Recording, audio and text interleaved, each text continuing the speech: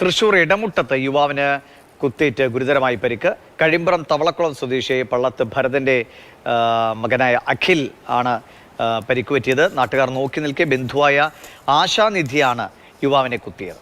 എടമുട്ടം സെന്ററിന് പടിഞ്ഞാറ് സൊസൈറ്റിക്ക് അടുത്ത് വെച്ച് ഇന്ന് രാവിലെ 11 മണിയോടെയാണ് സംഭവം. കുടുംബ വഴക്കിനെ തുടർന്ന് ആശാനിധി എന്ന യുവാവ് അഖിലിനെ കുത്തിക്കൊലപ്പെടുത്താൻ ശ്രമിക്കുകയായിരുന്നു. നാട്ടുകാർ നോക്കി നിൽക്കെയാണ് സംഭവം. എന്നാൽ ആയുധവുമായി നിൽക്കുന്ന പ്രതിക്ക് അടുത്തേക്ക് പോകാൻ ആർക്കും ധൈര്യമുണ്ടായിരുന്നില്ല. അതിനിടെ ഒരാൾ സംഭവം മൊബൈലിൽ പകർത്തി.